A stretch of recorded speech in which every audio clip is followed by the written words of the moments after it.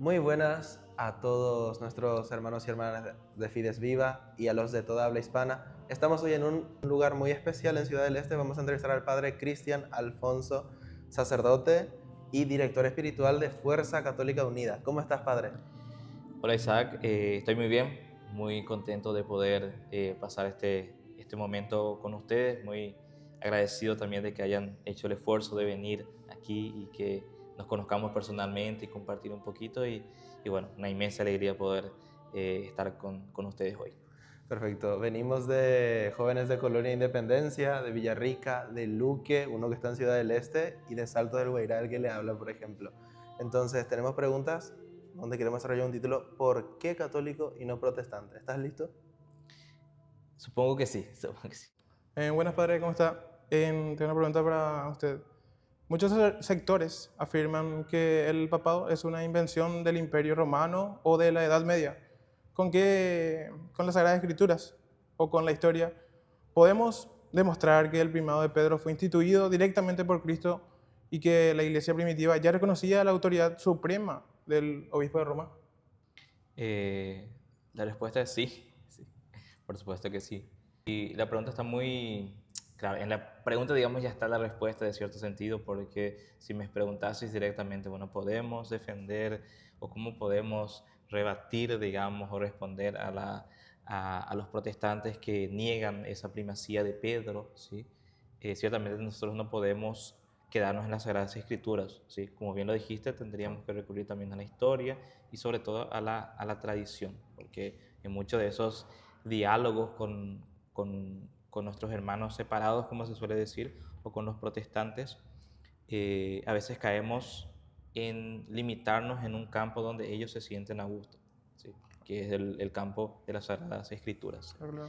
Pero es interesante estudiar cómo ellos piensan, ¿sí? Y cuáles son sus argumentos, ¿sí? Porque hay dos tipos de protestantes, digamos. Están los protestantes que se aprenden de su pastor quizás algunas ideas, ¿sí? O algunas que ellos piensan que son verdades. Y están los protestantes serios, te diría, aquellos que hicieron un trabajo teológico sincero de búsqueda de la verdad y sinceramente ellos sostienen lo que sostienen, ¿verdad? En este caso de la primacía de Pedro, uno de los más grandes argumentos que ellos presentan es la cuestión de la distinción entre los vocablos que usa nuestro Señor en aquella cuando le llama tú eres Pedro y sobre esta piedra edificaré mi iglesia. Si ellos, sorprendentemente, yéndose al latín, ellos dicen que hay una distinción entre la piedra, ¿sí?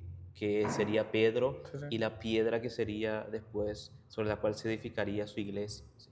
Y ellos sostienen que la única piedra, que no es la misma piedra sobre la cual se edificará, ¿sí? Que no es sobre la piedra Pedro que se va a edificar la iglesia, sino que es sobre su confesión de fe, con lo cual la iglesia sería todos aquellos que abrazan la fe en Cristo, sin necesidad de una jerarquía, porque simplemente sería una adhesión a una verdad revelada. Estoy diciendo de modo muy católico ya porque eso es muy católico, pero eso sería, por eso es atrayente en cierto sentido, porque hay algo de verdad ahí, porque efectivamente nosotros nos basamos en Pedro, ¿sí?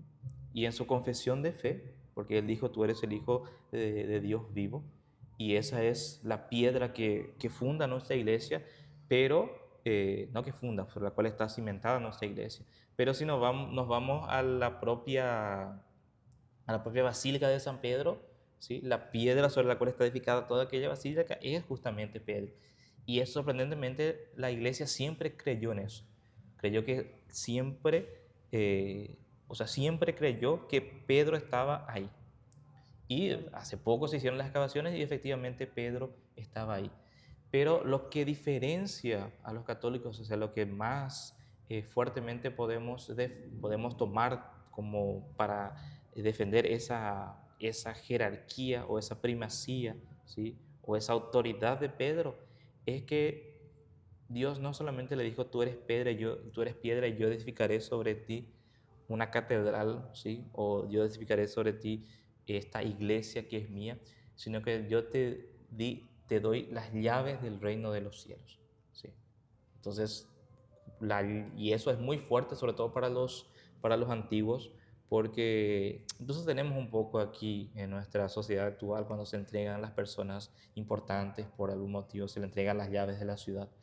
Pero en la antigüedad, el que recibía las llaves era el mayordomo, el señor que entregaba con su mayordomo a alguien que iba, aquel que iría, digamos, a administrar, ¿sí?, todos sus bienes con la misma autoridad del dueño, ¿sí? O sea, la entrega de las llaves es justamente eso. E históricamente, como preguntaste, históricamente se ve eso. Los protestantes van a defender que en los primeros siglos no se notó esa primacía de Pedro porque San Pablo corrigió a Pedro, por ejemplo, dicen ellos. Uno de los motivos por los cuales ellos defienden es que no existe la tal primacía de Pedro. Y otro de los motivos es que ellos defienden, o sea, que por los cuales ellos intentan defender eso, es que el Espíritu Santo se derramó sobre ellos, sobre todos los apóstoles, no solamente sobre Pedro. ¿Sí?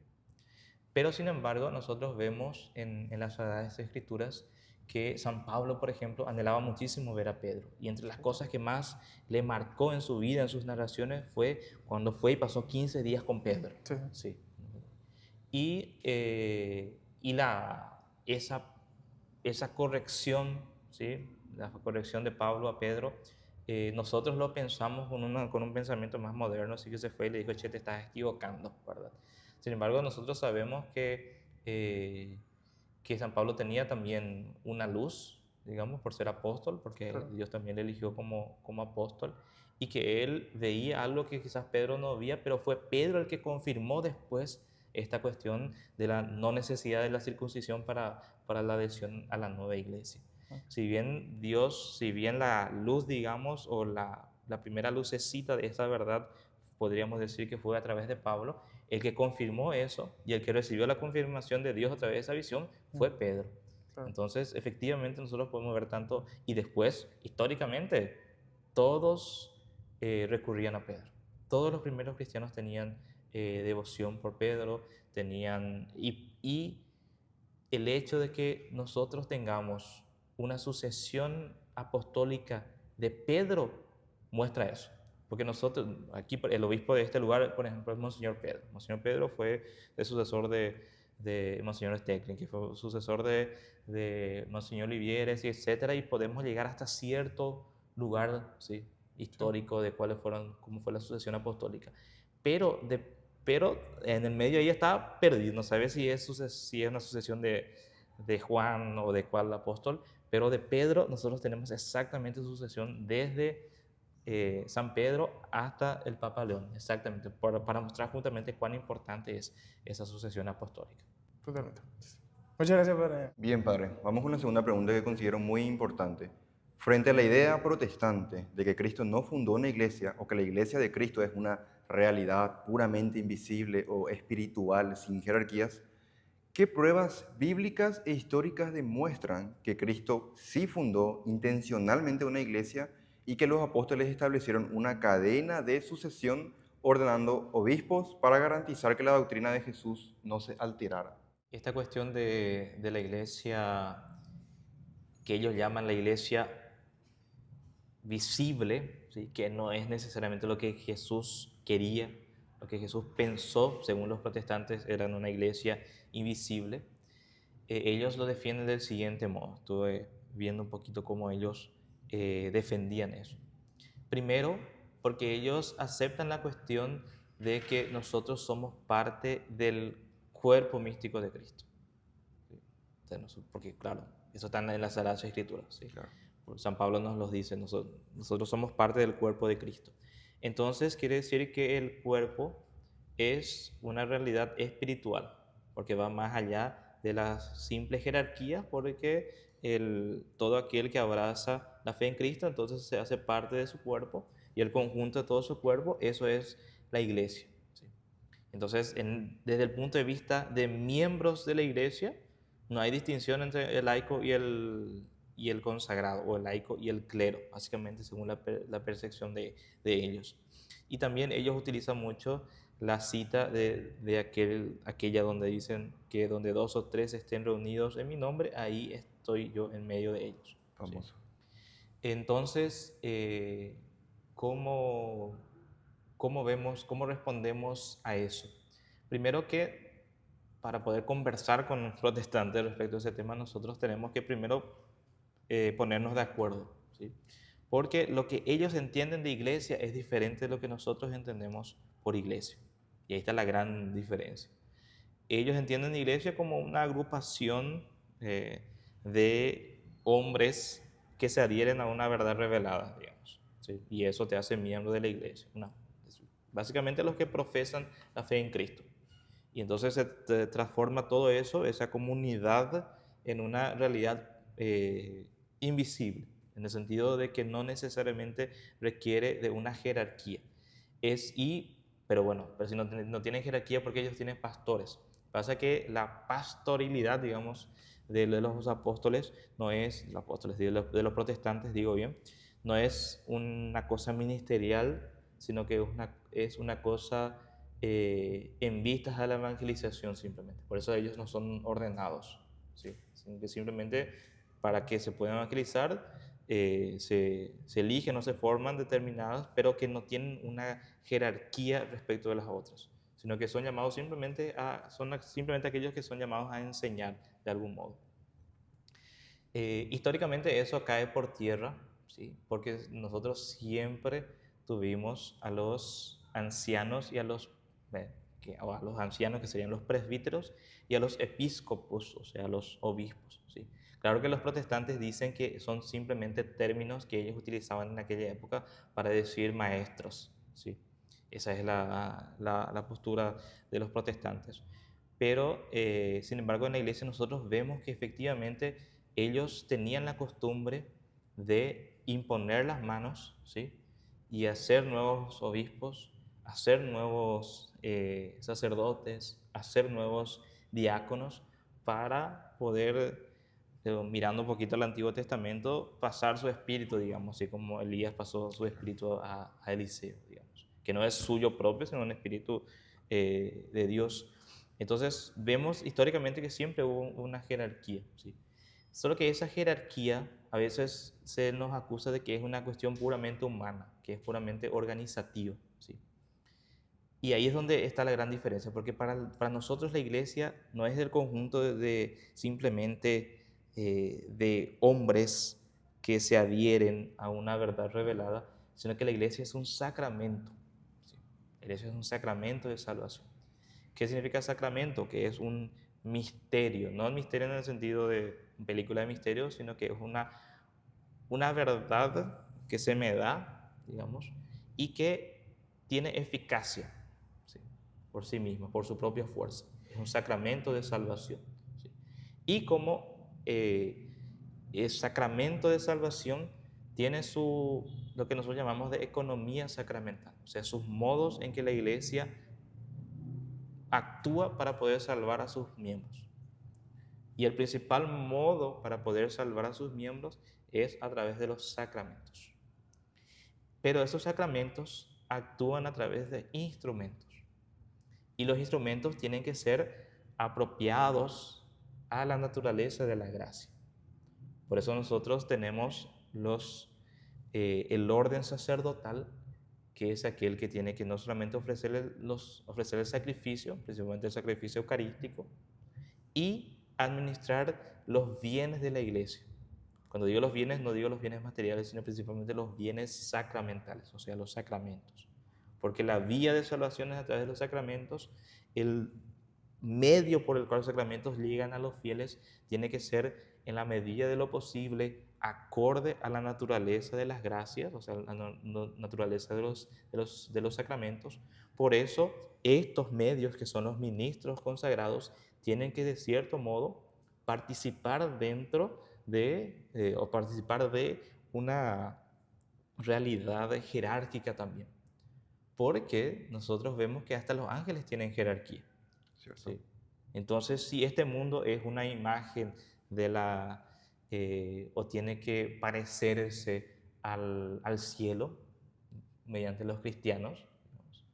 Entonces esa misma jerarquía celestial es la que se tiene que traslucir en toda nuestra... Porque, bueno, jerarquía hay en las familias, jerarquía es parte de la propia naturaleza humana. Pero si nosotros miramos, respondiendo sin tantas vueltas a tu pregunta, si miramos a las Sagradas Escrituras, vemos que cuando San Pablo mismo habla sobre esos miembros del cuerpo, ¿sí? Él mismo dice que algunos son cabeza, que otros son manos, ¿sí? Que otros son ojos, y que el ojo no tiene que hacer lo que hace la mano, ¿sí? Entonces hay una jerarquía dentro de ese cuerpo, pero principalmente por la naturaleza sacramental de la iglesia, que no es solamente una reunión de fieles, es una un ingreso del Dios en la vida del hombre de un modo tan profundo y tan pleno para poder salvarlo y restaurarlo del pecado, que necesita de unos medios sobrenaturales, y esos medios naturales requieren de formas de acciones sobrenaturales, y para que el hombre pueda realizar esas acciones sobrenaturales necesita ser elevado a una categoría ontológicamente superior, que es la de los ministros ordenados, ¿sí? Y estos ministros ordenados se dividen en grados por la participación en el sacerdocio pleno de Cristo, otra vez, ¿sí? Entonces, desde cualquier lado que mires, vos ves que la cuestión de la jerarquía de la iglesia, cuando hablo de jerarquía no digo cardenales, arzobispos y cosas así. Esos sí son jerarquías que fueron desarrollándose históricamente. Me refiero a la jerarquía de papas, obispos, sacerdotes, diáconos, ¿sí? Religiosos, ¿sí? O la jerarquía entre clero y fieles, ¿sí? Y laicos. A veces también ellos piensan que la jerarquía de la iglesia es eso, cardenales, arzobispos, ¿sí? Canónigos y compañía. Esas son jerarquías propias de la estructura humana de la iglesia, pero la jerarquía para nosotros es la jerarquía en la participación en el sacerdocio de Cristo. Excelente respuesta, Padre. Muchas gracias. Gracias. Padre Cristian, la Eucaristía para los protestantes es un mero símbolo, una representación. Sin embargo, nosotros los católicos defendemos la presencia real de Cristo en la Eucaristía.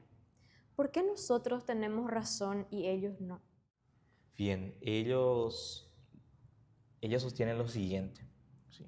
Porque uno se pone a pensar, pero Jesús dijo, esto es mi cuerpo, esto es mi sangre. ¿Cómo puede ser, si ellos aman tanto la Biblia, como los protestantes digo, cómo puede ser que esto no crean en eso, ¿sí? Y ellos dicen lo siguiente, ¿sí? De que nuestro Señor a veces habla de modo literal y a veces habla de modo metafórico, ¿sí?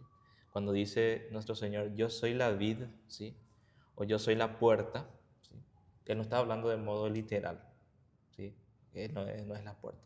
Entonces, y eso mismo se aplica cuando Él dice,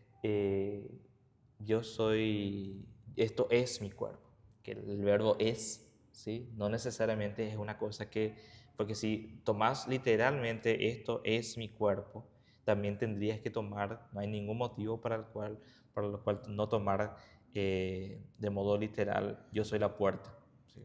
O yo soy la vid, ¿sí? Entonces nosotros tendríamos digamos que el sacerdote tendría que transformar esta puerta que tenemos aquí en el cuerpo de nuestro Señor también, si fuese ese el motivo. O sea, si fuese ese cierto. Eso dicen los protestantes. ¿Cómo respondemos a eso? ¿Sí? Es la pregunta. Pasa que eso se responde muy fácilmente porque en la misma escritura, ¿sí? Utilizando, claro que nosotros no nos remitimos solamente a las Sagradas Escrituras, porque nosotros tenemos dos columnas, ¿sí? Las Sagradas Escrituras y la tradición, ¿sí? Confirmadas por el Magisterio, que en las Sagradas Escrituras nosotros vemos que nadie se escandalizó cuando el Señor dijo, yo soy la vid, yo soy la puerta, ¿sí? Pero cuando Él dijo, esto es mi cuerpo, y el que no come mi cuerpo y no bebe mi sangre no tiene vida eterna, ¿sí? Cuando Él dijo eso, todos lo abandonaron, pero todos, ¿sí? Hasta el punto que es muy fuerte ese pasaje del Evangelio donde el Señor dice, mira a sus apóstoles y les dice, ustedes también me van a abandonar, ¿sí? Justo en el momento en que Él revelaba el más grande misterio de la Eucaristía, ¿sí? Y en ese momento todos lo abandonaron, ¿sí? Entonces fácilmente vemos que en aquel momento todos entendieron de que Él estaba hablando de modo literal, cuando hablaba de la vida de la puerta, y que cuando hablaba de esto, de la Eucaristía, de que no come su carne, ¿sí? Literalmente el que no mastica, ¿sí? Mi carne, si nosotros vamos al original, dice efectivamente eso. Y de hecho, los que lo escuchaban decían, este lenguaje es muy fuerte, ¿sí? Y lo abandonaron, ¿sí? Otro de los argumentos es que si nuestro Señor es cuerpo, ¿sí? Si nuestro Señor se hizo carne, ¿sí? ¿Cómo Él puede estar en esta parroquia, ¿sí?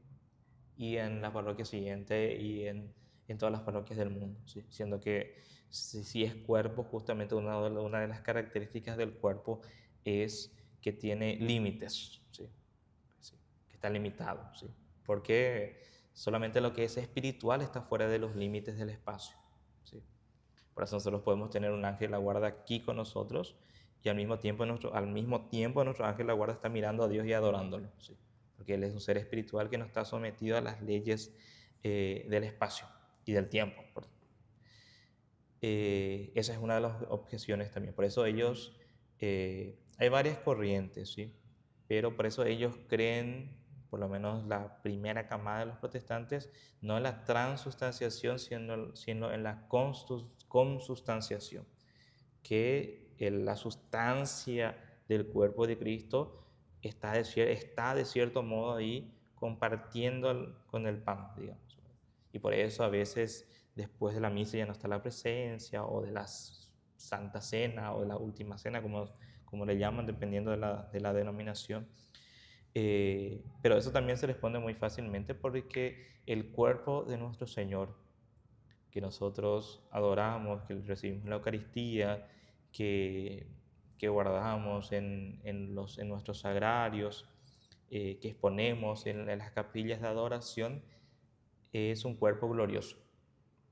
Un cuerpo glorioso del mismo modo, tan glorioso como como el cuerpo que se apareció a los apóstoles encerrados en el cenáculo el domingo de la resurrección, o que desapareció de la vista de los discípulos de Maús, ¿sí? Cuando partió el pan, ¿sí? O sea, un cuerpo humano como el nuestro, ¿sí? Que ya participa de la divinidad, ¿sí? Y que ya participa de la eternidad, ¿sí? Y que ya no necesita comer. Nuestro Señor comió para demostrar que era Él, pero no necesitaba comer, que no está sometido al tiempo y al espacio. Entonces lo que nosotros comulgamos es el cuerpo glorioso. Y un cuerpo glorioso participa de todas las características de los entes espirituales, por ende, ¿sí? Y si nuestro ángel la guarda puede estar aquí y enfrente de Dios, ¿sí? Con muchísimo mayor razón el Santísimo Cuerpo de nuestro Señor, justamente por esa unión, ¿sí? Hipostática que decimos, ¿sí? Esta unión íntima entre la humanidad y la divinidad de Cristo. Entonces nosotros creemos en las Sagradas Escrituras, ¿sí? Que dicen que esto es mi cuerpo, ¿sí? Nosotros creemos en la tradición de nuestros padres que trataban el cuerpo de Cristo o la Eucaristía no como un símbolo, ¿sí? No como como una mera dramatización, sino que efectivamente Cristo se hacía presente en las sagradas especies de vino y pan. Por eso los protestantes también, ellos defienden la cuestión de la memoria, ¿sí? De que ellos dicen lo siguiente, de que si nuestro Señor dijo, hagan esto en memoria mía, ¿sí? Y solamente se puede tener memoria de algo que está ausente, ¿sí? Porque en el momento en que le tenés a la persona aquí contigo ya no es memoria, ¿sí? Entonces, ¿cómo vas a hacer memoria de Cristo siendo que, según la doctrina católica, Cristo está ahí? ¿Y cómo vas a hacer memoria si está ahí? Si memoria es justamente recordar o traer presente una cosa que está ausente, ¿sí? Pasa que, misma cosa, si queremos dialogar con los protestantes, tenemos que ponernos de acuerdo respecto de la memoria, ¿sí? Y por eso en español se usa conmemoración, ¿sí? De cierto modo, como para quitar esa idea moderna que tenemos nosotros de la memoria, porque si aceptamos eso, estamos aceptando que Jesús no se puede hacer presente porque si no, pero sabemos o sea, que si volvemos a los textos, ¿sí?, originales, el término memoria, ¿sí?, era un término muy utilizado por los judíos para las fiestas de Pascua, que era el recuerdo de su salida de la esclavitud, ¿sí? Y ellos hacían toda una ceremonia ritual para recordar. Y, por ejemplo, el menor en la cena pascual, el más pequeño, o sea, el hijo menor o el hermano mayor, o el hermano menor, disculpa, el más pequeño tenía que preguntarle al mayor, al papá, al hermano mayor, ¿por qué esta noche es diferente de todas las noches? Tenía que preguntar. Y ahí el papá decía, porque esta noche el Señor nos liberó de Egipto y contaba todas las hazañas, abrió el Mar Rojo, ¿sí? Y nos dice memoria, y ellos llaman a eso hacer memoria de las hazañas de Dios, ¿sí?, del Dios de Israel. Pero ellos no dicen, porque un día como hoy, ¿sí? ¿Sí? ¿Por qué una noche como esta? ¿Sí? No, porque hoy el Señor nos liberó, dice. Entonces es traer aquel pasado y hacerlo presente. Esa es la idea para los judíos eso ya estaba así. Y para nosotros eso se perfecciona muchísimo porque nosotros cuando participamos en la misa, nosotros no participamos en la última cena, participamos en la crucifixión de nuestro Señor, ¿sí? Por aquellas 4 copas que Scott Hahn habla, ¿verdad? De que nuestro Señor no tomó la 4ª copa, sino tomó después cuando dijo tengo sed y bebió del vinagre y dijo todo está consumado, ¿sí? Por eso para nosotros la memoria es una renovación del mismo y eterno sacrificio, ¿sí? Es como si fuese que nosotros nos trasladamos hasta el Calvario, ¿sí? Y participamos somos testigos de esa acción. Entonces, para nosotros memoria es mucho más que recordar. Es literalmente a través de la acción sacramental hacer presente de nuevo, ¿sí?, no repetirlo, ¿sí?, sino hacer presente de vuelta el sacrificio redentor de Cristo en la cruz. Wow. Muchas gracias, Padre.